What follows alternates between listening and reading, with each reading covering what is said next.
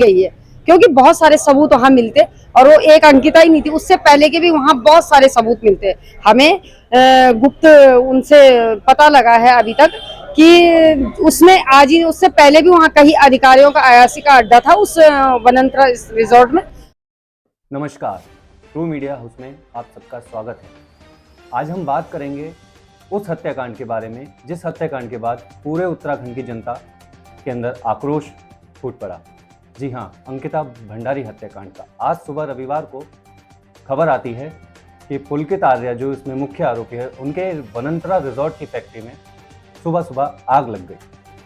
आग लगने का कारण बताया गया कि फैक्ट्री में रखा हुआ इन्वर्टर उसमें ब्लास्ट हुआ, जिस कारण आग लगी। लेकिन शुरू से ही इस हत्याकांड में काफ़ी चीज़ें विवादित रही हैं। अंकिता की हत्या के बाद रिजॉर्ट पर बुलडोजर चलना हो या फिर अब फैक्ट्री में आग लगना, बताया ये भी जा रहा है जिस इलाके में फैक्ट्री मौजूद है और लगातार ही पुलिस का पहरा वहाँ था, लेकिन वजह बताई जा रही है कि इन्वर्टर में ब्लास्ट हुआ जिस कारण ये आग लगी। लेकिन सवाल लगातार उठ रहे हैं। तमाम जो संगठन हैं, महिला संगठन, राष्ट्रवादी संगठन और भी जो संगठन उत्तराखंड में काम कर रहे हैं, वो अंकिता हत्याकांड में जल्द से जल्द आरोपियों को सजा देने की मांग कर रहे हैं। काफ़ी समय इसमें बीत चुका है, आरोपियों को गिरफ्तार भी किया जा चुका है, लेकिन एक सवाल बार बार उठ रहा है। जिस तरीके से वनंतरा रिजॉर्ट पर बुलडोजर चला, साक्ष्यों को मिटाने की कोशिश की गई, जिस तरीके से जनता आरोप लगा रही है, और इस फैक्ट्री में आग लगने के बाद सोशल मीडिया पर भी जिस तरीके से ये अफवाहें तेज हो चुके हैं कि कहीं ये साक्ष्य मिटाने का प्रयास तो नहीं।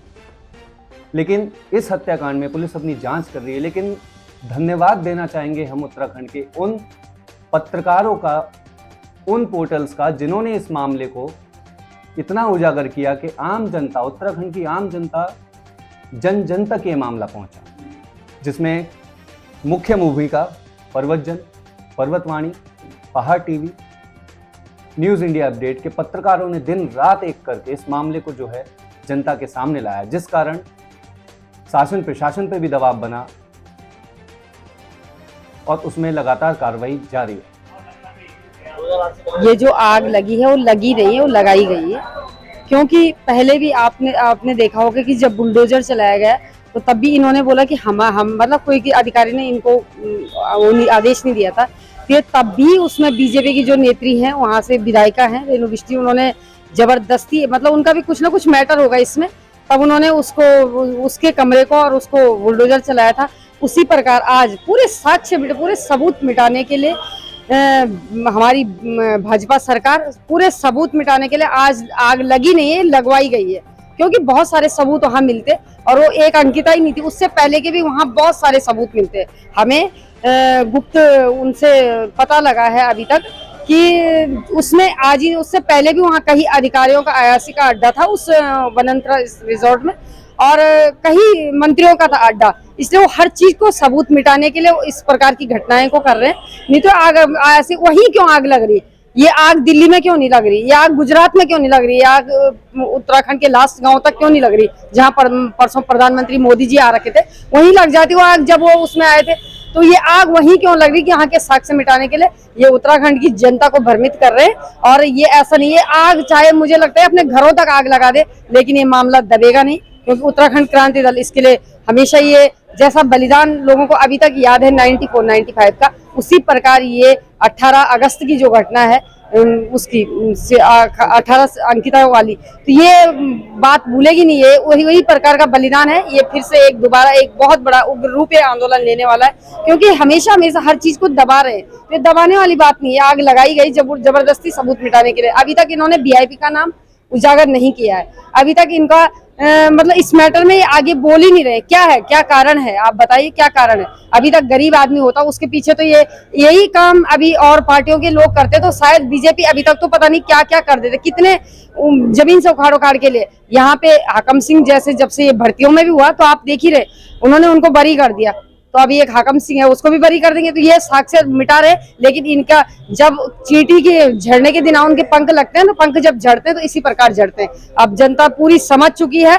आज मैं बोल रही हूँ कि जो भ्रष्टाचारी पार्टी का साथ देगा, मैं इस मीडिया के माध्यम से बोल रही हूँ कि जो भ्रष्टाचारी पार्टी का साथ देगा वो भ्रष्टाचारी ही होगा, क्योंकि जो सच्चा अपने माँ बाप की औलाद है, इस उत्तराखंड की धरती पे उसने जन्म ले रखा है, तो सच्चाई का साथ देगा। इस अंकिता भंडारी के लिए न्याय की हमेशा सभी संगठनों के साथ मिलकर कोशिश करेंगे, चाहे वो किसी भी पार्टी का है।